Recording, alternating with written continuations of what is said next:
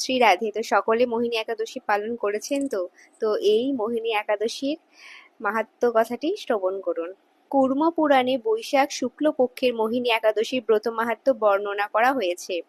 মহারাজ যুধিষ্ঠির বললেন, হে জনার্দন, বৈশাখ শুক্লপক্ষী একাদশীর কি নাম, কি ফল, কি বিধি, এ সকল কথা আমার নিকট বর্ণনা করুন। উত্তরে ভগবান শ্রীকৃষ্ণ বললেন, হে ধর্মপুত্র, আপনি আমাকে যে প্রশ্ন করেছেন, পূর্বে শ্রীরামচন্দ্র বশিষ্ঠের কাছে এই একই প্রশ্ন করেছিলেন।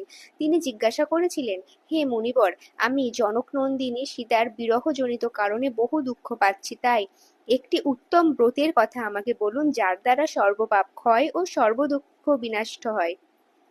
এই কথা শুনে বশিষ্ঠদেব বললেন, হে রামচন্দ্র, তুমি উত্তম প্রশ্ন করেছ। যদিও তোমার নাম গ্রহণেই মানুষ পবিত্র হয়ে থাকে, তবুও লোকের মঙ্গলের জন্য তোমার কাছে সর্বশ্রেষ্ঠ ও পরম পবিত্র একটি ব্রতের কথা বলছি। বৈশাখ মাসের শুক্লপক্ষিয়া একাদশী মোহিনী নামে প্রসিদ্ধা।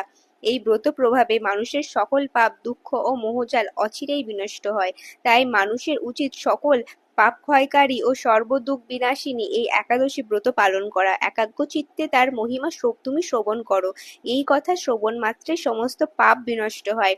পবিত্র সরস্বতী নদীর তীরে ভদ্রাবতী নামে এক সুশোভনা নগরী ছিল। চন্দ্রবংশজাত ধৃতিমান নামে এক রাজা সেখানে রাজত্ব করতেন। সেই নগরীতেই ধনপাল নামে এক বৈশ্য বাস করতেন। তিনি ছিলেন পূর্ণকর্মা ও সমৃদ্ধশালী ব্যক্তি। তিনি নলকূপ, জলাশয়, উদ্যান, মঠ ও গৃহ ইত্যাদি নির্মাণ করে দিতেন। তিনি ছিলেন বিষ্ণুভক্তি পরায়ণ ও শান্ত প্রকৃতির মানুষ। সুমনা, দ্যুতিমান, মেধাবী, সুকৃতি ও ধৃষ্টবুদ্ধি নামে তার 5 জন বুদ্ধি ছিল অতি দুরাচারী। সে সর্বদা পাপকর্মে লিপ্ত থাকত। পরস্ত্রী, সঙ্গী, বেশ্যাসক্ত, লম্পট ও দ্রুতক্রিয়া প্রভৃতি পাপে সে অত্যন্ত আসক্ত ছিল।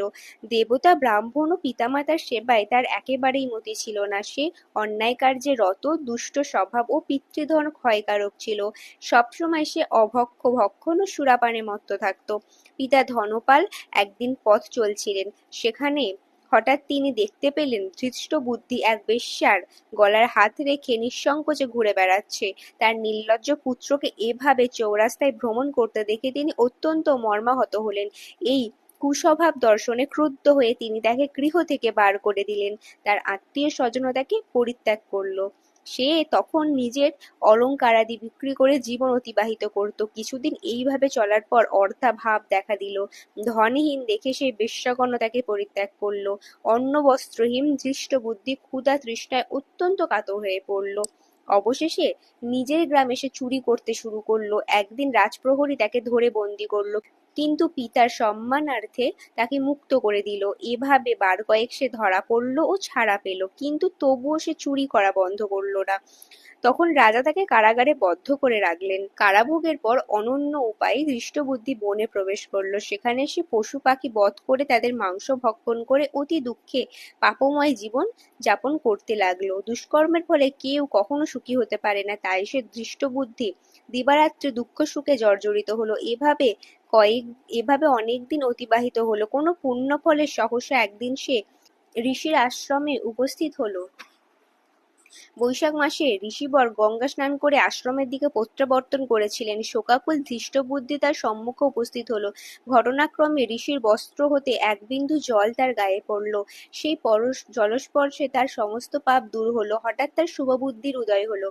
ঋষির সামনে সে কৃতাঞ্জলি পুটে প্রার্থনা করতে লাগলো, হে ঋষিশ্রেষ্ঠ, যে পূর্ণ প্রভাবে আমি এই ভীষণ দুঃখ যন্ত্রণা থেকে মুক্তি লাভ করতে পারি তা কৃপা করে আমাকে বলুন। ঋষিবর বললেন, বৈশাখ মাসে শুক্লপক্ষে মোহিনী নামে যে প্রসিদ্ধ একাদশী আছে, তুমি সেই ব্রত পালন করো।